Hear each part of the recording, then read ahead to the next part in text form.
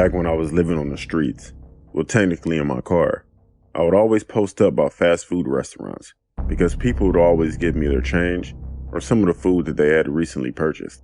One day I posted at the entrance of a plaza, and in that plaza the busiest place was a Chick-fil-A. Throughout the day I received a few bucks and a lot of chicken nuggets.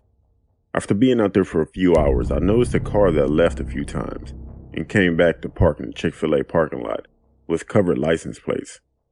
But the person never got out of the car. Of course I thought it was weird, but I didn't think anything of it.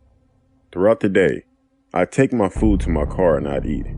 Around 8 p.m., most of the plaza was closing up, and the traffic started to slow down. Finally, when Chick-fil-A slowed down for a few minutes, a man in the car got out and he walked up to the door of the restaurant and took a picture of the inside. A few seconds later, what looked like the manager came outside, and it looked like she was arguing with the guy. She went back inside and the man got back in his car, got on his phone, and left about 5 minutes later. FYI, I was parked about 25 feet away from the Chick-fil-A parking lot and could see everything that was going on. So a few hours go by, and the place was closed. From the outside, it looked as if the employees were cleaning up. I was trying to fall asleep, then I saw that car from earlier pull up. Then it woke me all the way up. There were 2 cars left in the parking lot. His car and some other car. And some people left.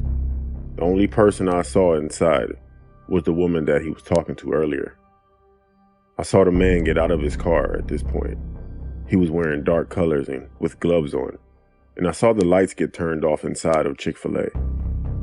The man was standing on the side of the building by a dumpster, but in a way where he can't be seen.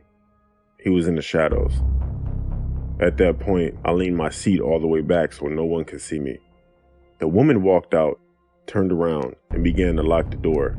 As soon as she turned around, that man sprinted toward her, yanked her hair, and started to yell at her as he took her back inside.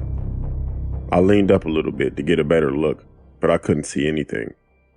There was nothing for about 10 minutes, until the man walked back outside. He went straight to his car, but instead of driving away, he drove up to the door and went back in with his trunk left open. A few minutes later, I saw something that I would never forget.